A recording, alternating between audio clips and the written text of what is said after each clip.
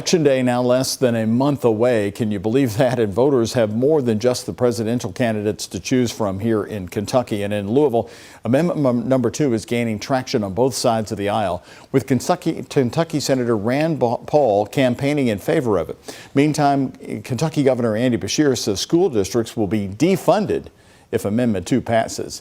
Gabriel Gonzalez is following the debate over Amendment 2. And Gabe, you have some new information today on this. Yeah, Doug. So people on both sides of the aisle are making their voices heard. Lieutenant Governor Jacqueline Coleman and Kentucky Democratic Party Chair Coleman Eldridge were both in Louisville today. Their message was very simple: vote no on Amendment 2 because they believe it'll cost taxpayers over $1 billion a year.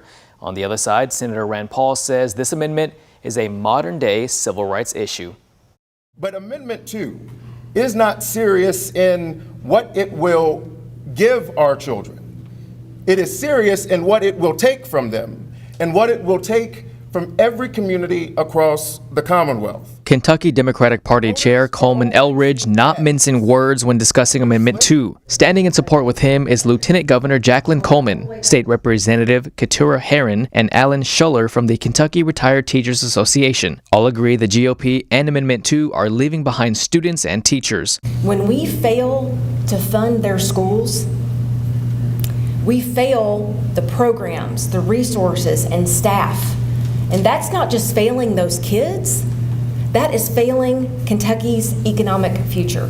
Retired teacher Alan Schuller says he knows why funding is critical to the success of public schools. He was an English teacher for 21 years. He called out Senator Rand Paul, who supports Amendment 2, for putting out a commercial he says was paid for by a billionaire from Pittsburgh. I would like to have my own political action committee dedicated to me, one that was funded by a Pittsburgh multi-billionaire to the tune of $14 million over the last year. Senator Rand Paul says the measure could help low and middle income families. But for kids in the poorer section of Louisville, it would give them a chance if some of them want to try a different school.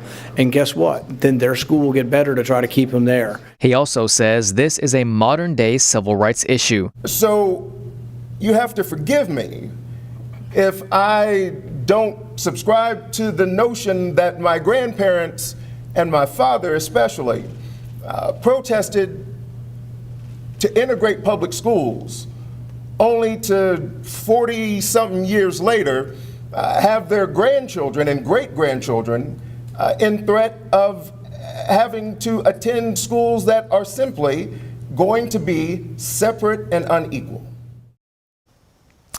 Now, if approved, the constitutional amendment would allow lawmakers to enact a school choice program like charter schools or school vouchers that would go toward private school tuition. Kentucky Democratic Chair was asked, what's the plan if this gets passed? He said they've tried to ask members of the GOP, but they are not willing to discuss it. Reporting in studio, Gabriel Gonzalez, WHAS 11, on your side.